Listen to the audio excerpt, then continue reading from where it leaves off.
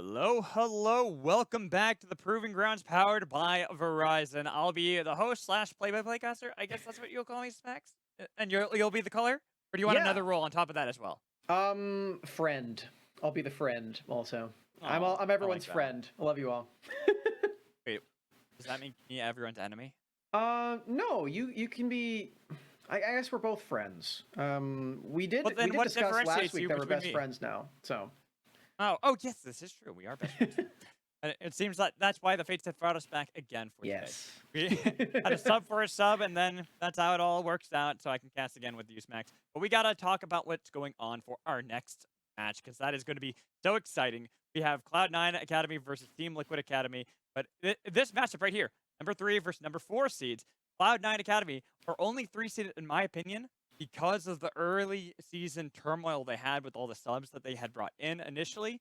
Well, a similar story could be said for Team Liquid Academy, Hmm. with Ayla having been on the LCS for a bit, so Corey JJ could get his visa, having Rhino in. But I still think that Rhino did really well in those series. So I don't know if it's the same argument, but it's still a Yeah. similar journey nonetheless to be able to get to here in the upper bracket to be up against each other. And we're gonna take a look at that upper bracket right now because we have the upper finals already locked in. One of those teams, Golden Guardians Academy. We just watched them take down Immortals. They are now awaiting the victor of this series, whether that be Team Liquid Academy or Cloud9 Academy. And for longtime Proving Grounds fans, you may know that Cloud9 and Team Liquid have been some of the best performing teams overall the entire year last year. They both had finals appearances and they both took first seed and second seed before that as well. And they even played against each other in the summer playoffs. However, in Proving Grounds, they have never played against each other. This is the first Oh. time that we're going to get a series between Team Well, Liquid Academy and Cloud9 Academy in Proving Grounds ever. well, there is a reason for that. I don't know if you remember what this is. There's I a reason remember. why I have the second seed first, and it started off with Team Liquid, not this Team Liquid though, but the Team Liquid in spring. They got the second seed and fell out immediately, but here they are in the upper bracket, vying for a top 4 finish at the very least. So long as they can win this best of 3, see them all on your screen. Ayla stepping in, and he has been an absolute terror. I know you have your signed jersey of Ayla. Yes, I do. I am the biggest Ayla fan in the entire world. And for good reason. This guy has been one of the best performing supports and players in general in the Proving Ground space ever since its inception on Team Liquid Academy. He has been such a standout performer. And we've even seen him play around the world as well. He got to play in LCS earlier. He also is coming from the OPL background, where he gets to have a bit of a reuniting match where he's playing against also Isles, who comes from that area. But we're gonna have to see that matchup actually play out as Ayla. I mean, I absolutely love this guy's gameplay. He's been revolutionary in some of the picks that he's brought to the table. He's the only one who's played Bard in this tournament. He was the original Rel player in North America. Even before LCS was playing it, Ayla was showing us how it was done. And he's still so impressive to this day. And I like that Core JJ referred to him as the second best support in NA. I'm assuming that's because Core JJ is the number 1. He sees Yeah, himself as that. probably. But that's very telling for how good Ayla is. And this is why a lot of people talked about the early split for Team Liquid, where there was Rhino in because Ayla was in the LCS. And they did all right. Like, I think Rhino gets a little too much hate because I think he actually did phenomenally. But Ayla is also just one of those supports that it's hard to match up against. It's hard to fill those shoes because it's like filling the shoes of, I would even argue my dad, who has like size 15 feet. And I have large feet as well, but there's no way in hell I can actually match his size. Let's stop talking about feet and instead talk about Cloud9, their opponents, as we have a very similar story for Cloud9 and Team Liquid Academy. They both came off of some great performances in the last year and retained a good chunk of their roster too. Both teams keeping 4 of the same players and only subbing out 1. For Team Liquid, that was Bradley in the top lane, and for Cloud9 right here, that is Malice in the jungle. A lot of really cool stuff about Malice, but to keep the support trend alive, I want to divert our attention over to Isles, the other superstar support from OPL. He has had a bit of a tumultuous year because, as you said, Magical, they did have some roster issues on the side of Cloud9 for the regular season split. He had to be subbed out for Ketong while he was playing in LCS. And we also do know that King hasn't been scrimming as much as he did in the last year due to the Sven situation over there and scrimming with the main team. However, Isles still has been a stellar performer all throughout last year and in this one too. He's been one of the best supports overall, and I'm still expecting big things from him, even though this split hasn't been fully up to what we expect from him. Or I will say one of my favorite plays that we kind of glossed over there was the Alistar W onto a minion, the flash headbutt on top of who he needs to. That was something that Core JJ, if you watch the interview that he had with High, said that he learned in Game 3 of yesterday. But we're saying that Isles has already been doing that before. He knows how to play those champions, those engaged champions. Thresh, Alistar, Rel, you talked about for the side of Ayla. Very similar for Isles. These players like to play aggressively compared to anything else. And you may remember Isles right here, as the graphic says, from his Worlds performance in 2020 as well. Big games there. The first Oceanic roster to leave play-ins. And yeah, that was a great year for Isles. One of the reasons why he got picked up for an academy team and has been smurfing it ever since here. He and the Oceanic pair there for King are expected to be a really big pair in academy. They haven't quite hit that same stride, and I think this matchup in specific is going to be pretty tough, honestly, because Ayla and Jan together have been one of the best duos in the entire tournament. The thing is, I'm looking across the board, pound for pound, between the two teams, and there's some hefty matches that we have. We've been focusing on the spot lane.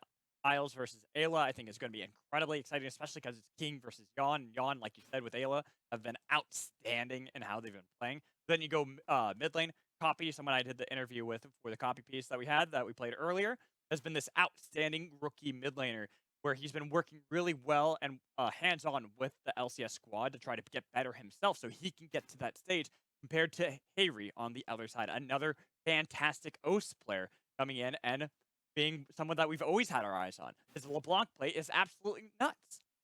I love Harry, but I do want to take it back to what you were saying about Copy here too, because he has been absolutely smurfing it in this tournament. I've got a quick stat for you here, Magical. Cloud9 are undefeated. They've won 4 games in a row, and in those 4 games, they have the fastest average game time in the entire tournament, just under 25 minutes in 4 games. That's crazy, because we know these guys are the late game kings when it came to the Academy regular season, and we know that Malice likes to play these scaling champions.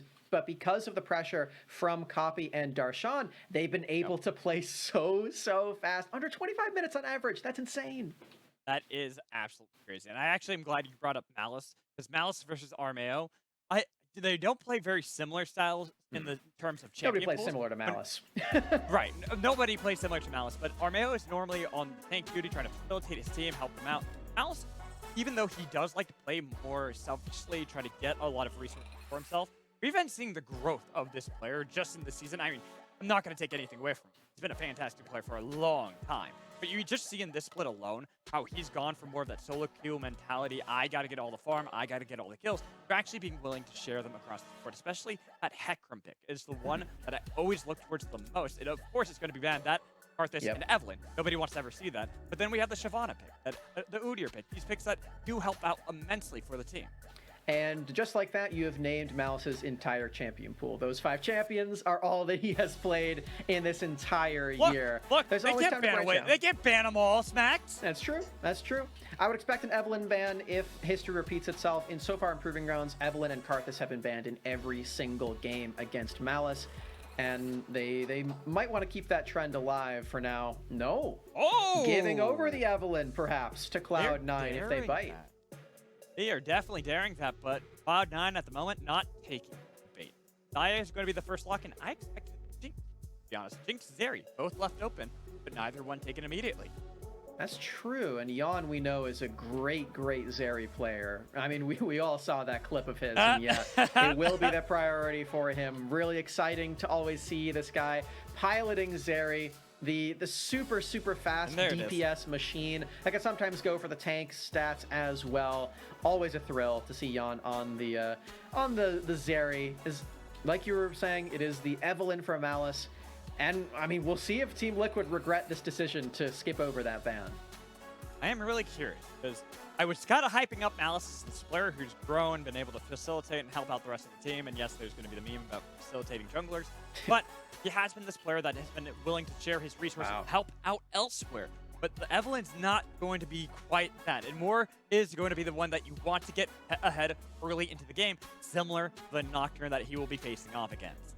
Yeah, so Nocturne has been a pick that Armeo brought to the table in Proving Grounds in their last series. And after that, I've been seeing it picked a whole lot more. So maybe Armeo is just something of a trendsetter, or there's something going on in scrims that I don't know of. But I mean, they can't be scrimming LCK teams, and it was picked in LCK finals as well. So something's in the water for Nocturne. And the thing that this has always been good at has been the global pressure and utility that the ultimate paranoia provides. At that level 6 is where we expect Team Liquid to really come online once Armeo gets there. Yeah, I was about to say, it's the one I can really see maybe being the trendsetter here is either Armeo or Yuji for FlyQuest. Yeah. Both these players have been enjoying playing that Nocturne for quite some time. We've seen it crop up a little bit here and there, but you're right, it has been coming more to the forefront, especially when we look at how many bans targeted at the jungle. No, not Viego.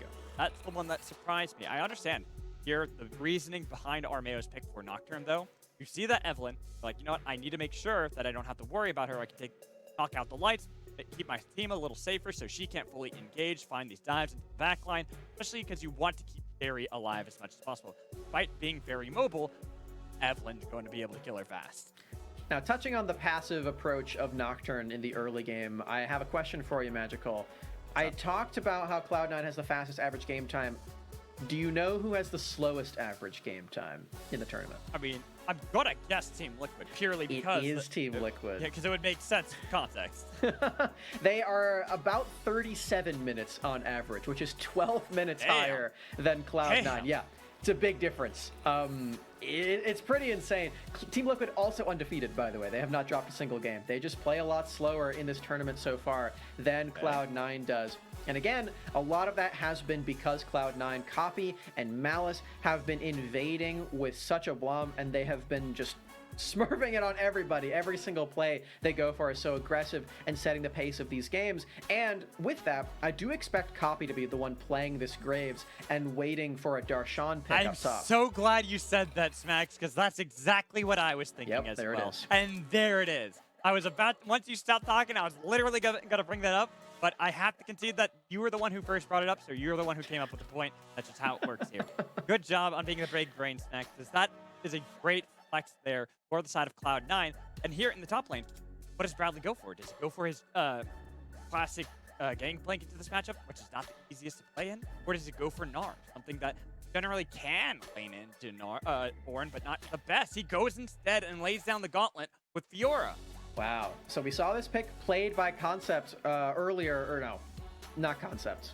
Was it? No, it wasn't Concept. It's not Concept. It was Tony Top. He played it into Concept. Excuse me. My apologies. They played it into the Dr. Mundo. Still a very strong champion into these tanks. That's exactly what Darshan has brought to the table here for this first game. Bradley really trying to put on his carry shoes and bring something to the table very early on in the 1v1 matchup.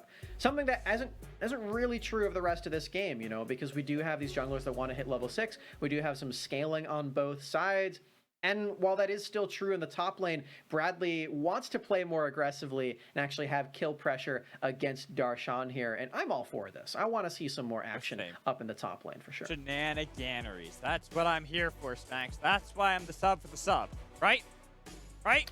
I guess so, yeah. Yes, good. I'm glad you're on the same page with me. When I look at this composition, I actually really do like what Cloud9 did to pivot with the bans, expecting that it was going to be Evelyn banned, as we've seen many times towards Malice. The fact that it was left open, they immediately said, okay, we need some wave clear. Let's grab that Xayah that's going to do well into some of these short-range AD carries, such as Zeri that was on the other side.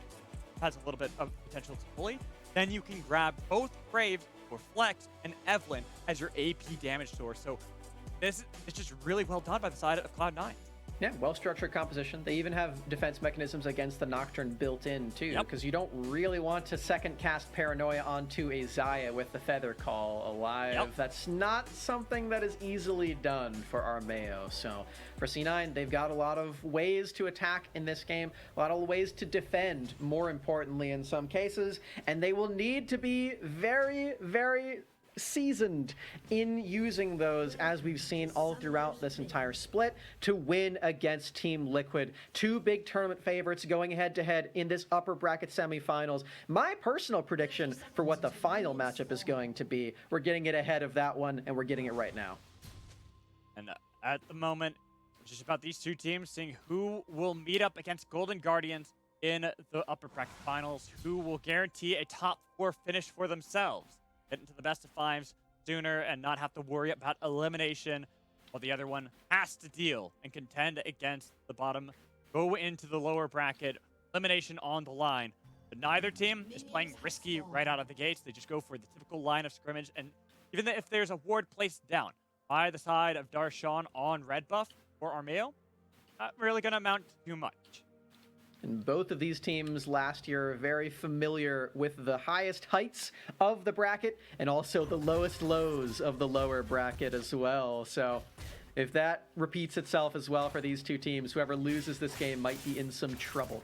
We got Bradley giving over a lot of damage there, including a Grasp of the Undying proc, so Bradley not quite taking the favorable end of that trade. And we are seeing him take Conquer on this matchup, not something that is super common, I feel, into these tanks. You usually do see the Grasp of the Undying for lane, but perhaps he is just looking more toward that late game and stacking up the healing, which has been taken down on the live patch, but we're not on live patch. Yeah, we're on, what is it, 12.5B here? Yes, that is it. Technically 12.5, but 12.5B with a little bit of the changes that came in champions like Renata and Zeri. Nothing too much to actually take them out of the game. Like had initially been thought of both those champions, but they're not here. Well, Zeri is. But we have to focus on what is happening. And I actually want to go back to that play from Bradley, and I actually think that was an intelligent play. I think that was great because one of the strengths for Evelynn and the style that Malice tends to play is about farming up to level 6. Getting that early vision control, allowing Armeo to know where Evelynn's going to start off on the map, can give a bit of priority to look for which lane you want to gank early on. Good idea, perhaps mis-executed right there, taking too much damage, but I agree with you. Finding out where Malice is very valuable for Team Liquid, and they have a pretty good idea based off of that word. But as we're seeing, Bradley maybe not super comfy in this matchup. Darshan even still has a potion and some biscuits here too, so yeah, you gotta be careful. Okay. I thought for sure Darshan was about to fully engage onto Bradley after that lunge onto the minion, but Bradley got a little lucky there. Darshan saying, you know what, not today. I'll wait it out a bit longer. Look to see if I can get some of these minions. There are a lot of minions that have been built up for Bradley. Oh, but that lunge not connecting. Cooldown's not there, and he waited out. He's got so much damage, but the charge is flashed by Bradley. That's not what you want there. The riposte used super early, and we're seeing for Bradley just unfavorable trades back to back. Perhaps this is a bit of miscomfort here in this matchup, as we know Bradley is a very recent mid lane role swap. This is his first split ever playing in Academy, but also his first split playing top lane. So for Bradley, he's taking the worst end of these trades, but Armeo is here to maybe salvage this and get this pushed in so he can take a recall. Okay, Darshan was playing with fire there, went for a late dash away, was able to get that before the fear connected. And like you said, it allows Bradley a little bit of time to go back, get a recall off. I wonder if he even wants to TP back into the lane with how fat that wave is stacked into the turret of Darshan, or if he just wants to walk there and wait it out. Good guy Armeo helping out his top laner there, making sure that the Fiora scaling is online. And even though he does take some time out of his own day to do it, he can go right back to farming. He didn't actually miss a lot of the camps, so right down to that Gromp. Well, he's got plenty of time. Malice is also playing a farming jungler. It's similar to playing the Hecarim, where you want to get a lot more resources early into the game so you can get to that critical 6. Especially for Evelynn, getting the active on your, well, not the active, the passive onto yourself at level 6, plus having that nice dash away out of danger with Last Caress. Malice has got to wait it out. So Armeo knew that even if he wants to get Paranoia, he had a bit of an advantage at that moment. like that for Armeo too. You do want to accelerate the pace a bit more, and if you can manage a Paranoia before Last Caress is available, then you're certainly going to take it. However, like you're saying, he's not on a big time crunch. For now, anyway. See Ayla diving in onto Isles, and we're seeing them trade back and forth here. King gets the first recall off, and he's already going for this lethality. Really big spike early on with a serrated Dirk. This is the big lane focus build for Xayah, and it's going to allow King and Isles to actually have some pressure earlier on. Not something that the rest of the Cloud9 composition has, and even though King and Isles have had some struggles in the lane, they're a bit out of practice from what we usually see from them. This is still their time to shine, and we have seen them do so, especially in the past. Well, the thing I really like about the Xayah, lethality Xayah in this composition is you look across the board for Team Liquid, what is their front line? Who is going to absorb a lot of that burst damage you get from Xayah? No, next question. Exactly, that's my point. It's just, I don't see anything that can really absorb that. Ayla, maybe, I guess, if you get a good spell shield out of Armeo, sure, but everyone else is going to be susceptible. It's going to be dangerous. They have to pretty much play perfectly with their position. We know they are capable of that, but it's still hard to do on such a pivotal and crucial matchup like this. All that pressure there for King. There is still a lapse all the same, and it does allow Armeo, Yon, and Ayla to take away that Drake a lot earlier than the last series that we saw, so could be a quicker game. Maybe Team Liquid taking a page out of the Cloud9 book with that super fast average game time. We're definitely not on track for the Cloud9 25-minute special here, and I think they have acknowledged this with the scaling. I mean, yeah, I was there for a few of those, so...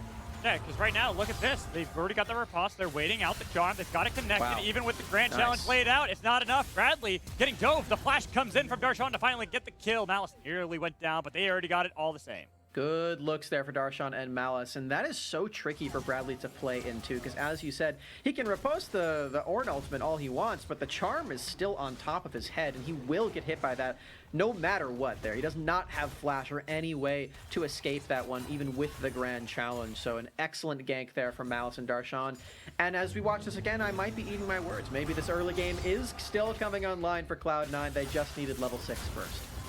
I will give a lot of respect to Bradley. He did a lot to try to survive for long periods of time, forcing even flashes from Cloud9 just to secure that kill. But unfortunately, not really enough. But Darshan was already getting a pretty good lead into this Fiora, the matchup that you chose for that late game. Well, you got to get there still.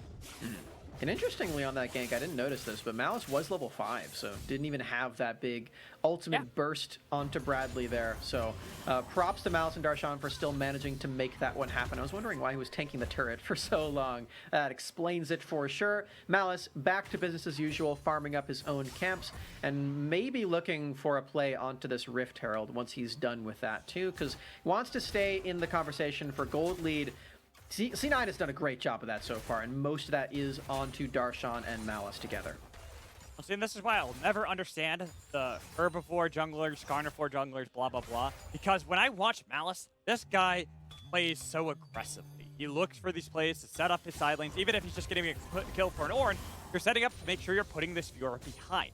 You got an assist, you got a tempo still on pace with Armeo, which is forcing Armeo to look for these plays. Even though he has level 6 with Paranoia, he hasn't been able to get enough. Now he's actually in a deficit in XP. And if you're Evelynn, you don't really care who you're killing there. It doesn't matter which lane you go to, as long as you're getting them. That is the big win condition for this champion, when she is in those late game situations, and she just has so much terror from the other side where you just have no idea where Evelynn is, and if she's in stealth, then you just can't make any aggressive play at all, because there is that risk that she's there and she just one-shots you with all of her burst damage. So for Team Liquid, they really need to avoid that from happening. They've not done a great job of that so far. No aggressive plays to be had up until this point, apart from the Drake, but there were no champions involved there. Yeah, I mean, you got a dragon, you've got the Rift Herald, for Armeo, doing a good job of getting these neutral objectives for the team. But look at how Malice is playing. He's still looking to set up and, you know, the main facilitate the side lanes to help out Darshan. Doesn't really need to worry about Copy, because Copy's just here to neutralize Ahri as best as possible. Clear out the waves so that Ahri, if she ever wants to roam around the map, will lose plate support. Malice as well. Just taking that experience is also quite nice for Evelyn. You want it on Orin too, but just looking for that play is a win-win situation for him. On this champion, we know that Malice loves to be the scaling carry for his team, and while there are a lot of them right now for Team Liquid, or for Team Liquid to worry about, he is certainly going to be scary at that stage. As Isles and Malice are here to pressure Harry at this stage, and maybe look for some more plays around the Rift for Copy, who hasn't been able to get involved too much. He's just been stuck wave clearing against Harry's Ahri. This could also just mean that he gets to recall, and that looks more likely for now. All right, now a bit of a 1v1 fight. Bradley did not take the bait. He's like, you know what, I don't think Evelyn's here. He actually went in, despite being 2 levels down, did well. Absolutely did. That's a good bonus here for Bradley. It's been a really scary lane for him against this Ornn, which he did have counter pick into, but it doesn't really feel like it thanks to the gank from Malice and all of the trading that he didn't work out in either. Yeah, I was about to say, I'm going to interrupt you there. It didn't work out from level 1. Yeah. It's been rough for him. Darshan's really putting on, like, I guess, pseudo carry pants, because he is still the tank, and saying this is how you play into Fiora. You play aggressively. You don't let her get the setup. You don't give her the experience to lead. Even if you're playing as Ornn, I got the base damages over her. She needs those items. Been really good so far for Darshan. He's got a lot of armor, and the Bramble Vest even taking that one too mitigates the healing, just makes those trades even more favorable for the scaling tank for his team. We are 4 levels out from Ornn items, and while Darshan still needs to actually purchase a mythic item to actually get the benefit from that, every level after that means just more and more scaling for the side of Cloud9 Academy, and that's what they are looking to do in this series. We talked a bit about how Team Liquid might want to prepare for the early game shenaniganeries, as you would say, there you go. Against Cloud9 with how fast they've been playing, but at the same time, Cloud9 know that Team Liquid haven't been winning very quickly, so they can play to scale too. Like that from Ayla. There's the attempted play coming in from Cloud9 onto Yawn, but he was able to at least body block some of the damage to make sure that you're not going to lose that person right before the Dragon is started up by Cloud9. Both top laners have their TPs. We already see that Harry has TP back into the mid lane to be able to join in for the story forward. There's the paranoia, and then engage coming in from Ayla into the back line. They already lost 1. They're losing 2. It might have been a huge engage, but it was a much better turnaround coming in from Cloud9, and the Dragon will be there. These champions are too slippery for Cloud9. Team Liquid mount a ridiculous engage in the darkness thanks to Paranoia. Ayla flashing in with his ultimate as well. But they just can't do anything to these champions. Xayah and Evelyn turn invulnerable. Isles too tanky. Copy not in position to get hit by that. And Cloud9 just completely shrug it off. They say, hey, all right, you used all your spells. What are you going to do now? It was a valiant attempt, though, from Team Liquid. I do not want to take that away from them, because you look at how it started, it looked fantastic, but the turnaround from Cloud9 is what wins the game, like you said, being invulnerable twice over. Yeah, that's crazy. And then all the return damage too. Armeo gets taken out from like 500 HP thanks to the last caress. This champion is brutal. And I was wondering for Team Liquid if they were going to regret their decision to leave this up. I think they're probably getting into that realm right now, Magical. Looking into game 2, this is probably at the top of my ban list if I'm Team Liquid Academy. Well, and this is why I kind of was setting up. I really liked how Cloud9 drafted in response to Evelyn being open. Yeah. They get the Xayah, see what more is going to be drafted on the side of Team Liquid. They see both Ahri and Zeri, say, perfect. This is what we need. We can now pivot, make sure that we're going to have some more AD damage elsewhere with that Graves on top having the Xayah. But then also you have your makeup of AP damage, the magic damage, coming in from the jungle. And it just goes to show that even if you know exactly which champions your opponents are going to pick, it's still, at the end of the day, about this execution. You can win the draft as hard as you like, but if Malice is the best Evelyn in the region, then he's just the best Evelyn in the region. You're going to have to cope with that. You're going to have to find a way to actually attack that once you get into that game. Team Liquid have not done so right now. They're trying to match the scaling, and that's just not how you take down a guy like Malice. Team Liquid will need to adapt or find a way to make their scaling work for them in this game, because we are still in this game after all. Team Liquid are one of the best teams in all of Proving Grounds, and they have been known to win games late, so there are definitely ways for them to do this. It's just going to be so hard. Especially when you have Evelyn that's doing so well. You can see your top lanes having a difficult time. Finally scaling a little bit more into this matchup. Got level 10, has got at least a phase to fight back against. Here, is a bit dicey for Cloud9. Good response play coming in from Team Liquid to make sure they're forcing out these abilities from Cloud9, but what do they gain from it outside of just wasting a couple seconds out of Cloud9? Rift Herald's on the opposite side of the map, which now you see Team Liquid are already rotating around to try to see if they can get. But that's a loss for this top lane. The play coming in from Darshan, bullying around Bradley. Last Caress gone is not too bad, though. Team Liquid have a slight window where they can find something, and they are going to move to the top side of the Rift. They've got Harry and Armeo there with their ultimates. This could be some sort of play onto Malice. This is the position where he is most vulnerable. No ultimate, no Zonias in this game either. As soon as they find him, this could be that kill. He's waiting to see if he can outsmite. Decides to bail out of it. All Copy went back mid lane. Using that, it will be secured by Armeo, but attempted play coming in from Copy. There's going to be the Paranoia on top of him as well, dashing back towards his team, but the team is not in a position to help out. Mouse doesn't have that ult like you were talking about, so they have to sacrifice the mid laner.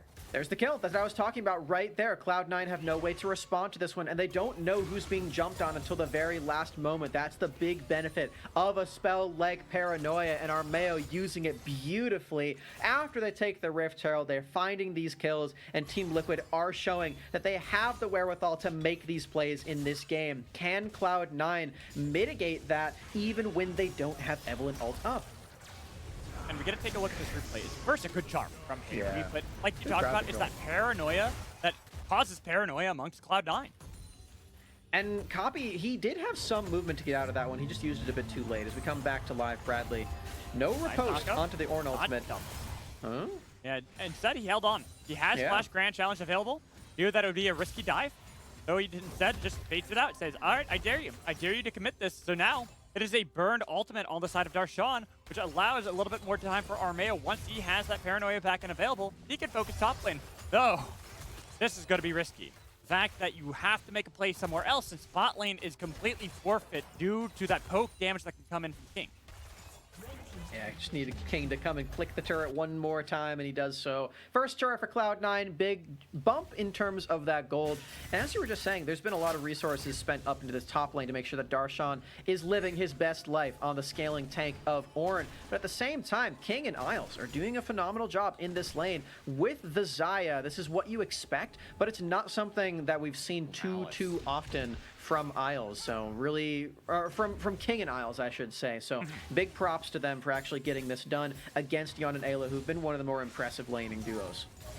Looking right now at Malice's positioning, looked like he was looking for Yeon, but instead with Dragon being up, he decided to turn for that objective, sacrificing the mid-tier one along the way. It's always one of my favorite things when you have this Rift Herald and you walk towards a turret, because the enemy team oftentimes is like, all right, yeah, they're going to Rift Herald this turret. We can't respond to this. But you have that mind game where you just don't drop the Herald and you still get it anyway. Now Team Liquid, they do exactly that. They take the turret mid lane, and they still have this Rift Herald to use immediately in this top lane, bouncing back into this gold and giving it over to this Hullbreaker user of Bradley. Right, and that's what I was about to say. It's like Bradley is committed to the side lane, to pushing and try to see if he can defeat Darshan in the later elements of the game that we talked about. That's when Fiora really thrives against Ornn, is in the late game, because no one can really match her. But getting an influx of gold with the turret on top of it, even if it's 18.5 minutes into the game, that is something you need to get Bradley back into a position where he can fight more into Darshan. This is really interesting for Bradley, too, because you would expect if he's in the side lane against Darshan's Ornn that he would want to go for the Divine Sunder, but no, he's actually going for an Iron Spike whip. Hold that thought. Yeah. Ooh, yeah, we had it, because that's just going to be a dead Copy. Nice charm to make sure they got the play, and the fact that they got the mid laner dead, we can now rotate around and figure out exactly the lane assignment.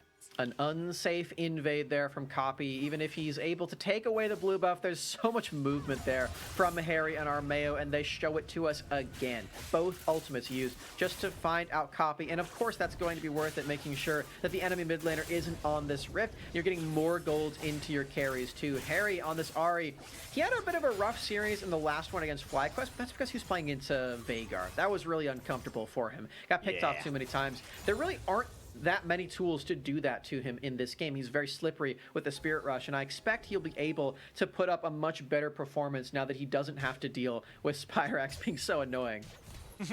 That is true. And it gives a lot... this is what I was talking about before.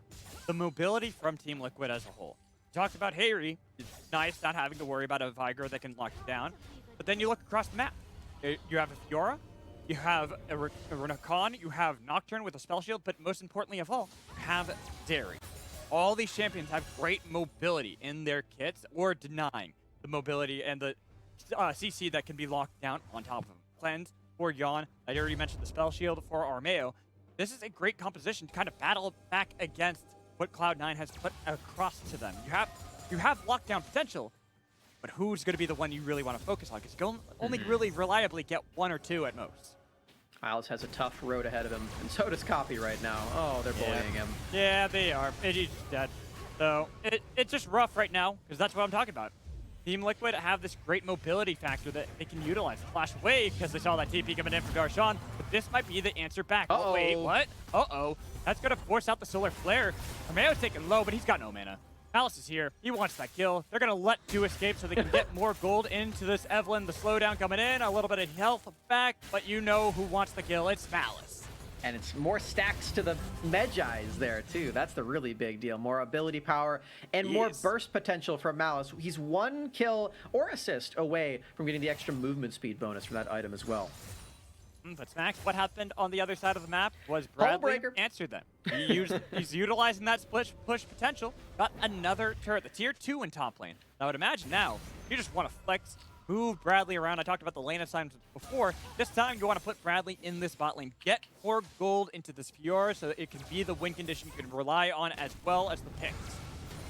The Hullbreaker's keeping the gold even in this game alongside plays like this. Armeo and Harry again finding Copy on this lane. It's just unfortunate that Armeo chooses the wrong escape path because he has all of these members from Cloud9 there ready to punish him, and he realizes it too late. You can tell in the moment he's like, this is bad. I'm definitely dead. And he's right. So that's a 1-for-1.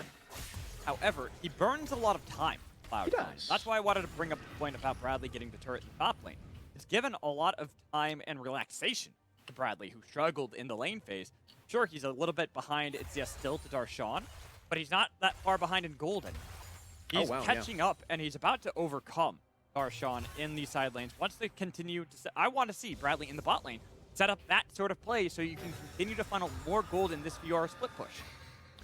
Hullbreaker's a hell of a drug, man. I am, like many top laners, addicted to that one.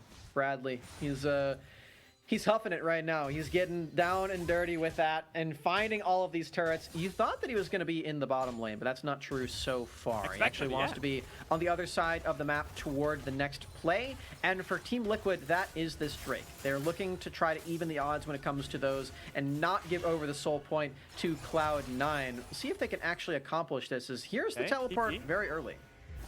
Really early, will force out that TP from Copy, but look at Darshan's positioning. He's got a great flank angle, and they have no idea this Ornn's on the other side, but he knows full well where Team Liquid are positioned.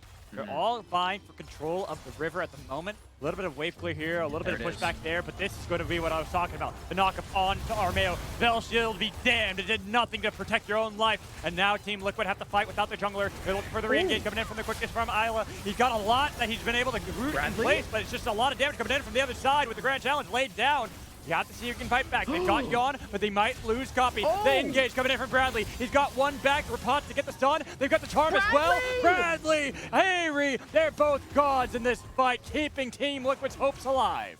One more Spirit Rush there. Can he find more resets? Malice so low as Bradley and Harry. They're still here. They have so much sustain. They need to find Malice and make sure he doesn't get the healing. Oh my God, Bradley! He might have been down and out in the lane phase, but he is no longer in such a position. 3-1, Goredrinker, Hullbreaker will get themselves their second dragon of the game.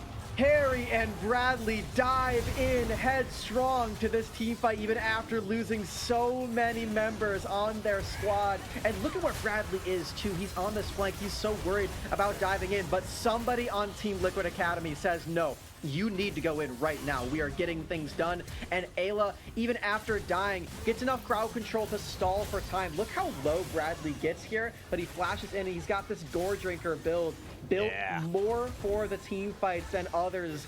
And he's able to find these plays back to back. Harry, so many resets on Ahri. And then just one more for good measure. Bradley finds Malice here. Props to the rookie top laner of Team Liquid Academy for getting this done. Like I said, the lane phase might have been a difficult time for him, but not anymore. Bradley is huge on this Fiora. He has gotten a sizable gold lead. It's allowing Team Liquid a lot of time to invade the jungle of Malice, no longer feeling that pressure from the shadows, looking for their own plays, but now they might have overextended a bit. Keep in mind where everyone's at the moment. They still have to see if they can get Harry here, but Copy's got a long journey if he wants to be able to clap back with the team. He could look for the charm, not connecting onto anybody, but Everfrost's going to get the root onto one to see if they want to re-engage, but they now have noticed that Copy's in mid lane, so instead they retreat. That's plant gaming right there, man. Magical. Team Liquid take the blast cone over the wall with 3 members to avoid the Ord ultimate. And I bet Darshan's a bit salty about that one, but nonetheless, I would be too. It remains true that Team Liquid avoid the engage, and they keep that lead going as well. Bradley moving down to this bottom lane finally. We were looking to see when this would happen. He wants to use this hull breaker to take down these easy structures and get more resources into him because he's going for all this healing. He's got the Gore Drinker going for the Ravenous Hydra. You can tell that Bradley wants to go for the team fight. He's not focused on any sort of 1v1. He is here to be an extra frontliner for Team Liquid because they're severely lacking in this. I think it's being a frontliner, but also having the additional threat of nobody can match the side lane against Bradley. You would much rather join in these fights as Bradley with that build as you were talking about, but he's got options. It's opportunities all in front of Bradley that he can look for, especially with that TP about to come back up. Down there with the hull breaker and nobody's matching him at all. That is fully going to be a turret. Oh, he's got demolished too? Yeah, that's overkill. Oh boy. Bradley pushing to his heart's content. Nobody is here whatsoever. Darshan may be looking to collapse, but he's far too late to save that turret, and the gold continues to grow for Team Liquid. After an early game that we were really worried about, we have by far crested the average game time of Team Liquid at this point, and it's going to be a lot longer. We're in the realm of Team Liquid game, and they are looking really solid and comfortable. Now, Cloud9 would have liked this game to have been over about now, even if they're starting to get some ornaments delivered to their carries. You can see that they've got themselves an upgraded rocket belt. They've got a little bit of an engage coming in from Isla to try to see if he can delay a little bit of time, but that's the force quickness out of him. Now they've lost a little bit of that pressure they can exert around these tight corridors. But keep in mind, it's still going to be 2 minutes until the next dragon spawn. Ayla is that big engager on the team, and like you said, it's 2 minutes until the Drake, so the quickness will be back. That's a sigh of relief for sure. Quickness can be so deadly in all of these exchanges, and you have to have a diversion like that to make sure that Harry gets the resets off and that Jan gets to pepper in these shots with his Qs. Ayla is the linchpin of this composition, and C9 knows this for sure. They know, they understand. You got to make sure they can burn out these cooldowns from Ayla. But keep in mind how low of a cooldown that quickness actually is, especially with how passively we've seen a lot of these moments, these stretches of time in this game. We have bursts of action, then a few minutes of downtime, relaxing, trying to come up with a new plan. That's exactly what Team Liquid are waiting for. They're waiting for that quickness and flash from Ayla to be up, so they can rely on his engages with that Frella's battle song. There we go. Got it.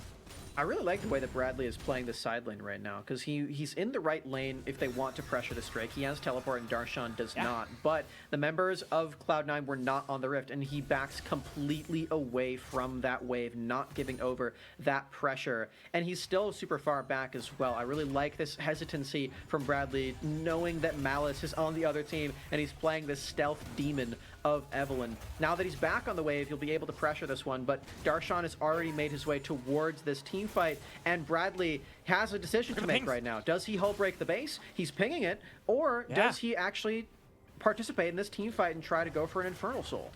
Oh, I think they're going to go for the bait. They're going to go for the base. They're already getting Bradley to push in, even if he's spotted out by that blue trinket. They've stopped a lot of these recalls that were attempted by Cloud9. That hull breaker with 3 items completed on the side of Bradley, he can at least get down this inhibitor turret to a threshold.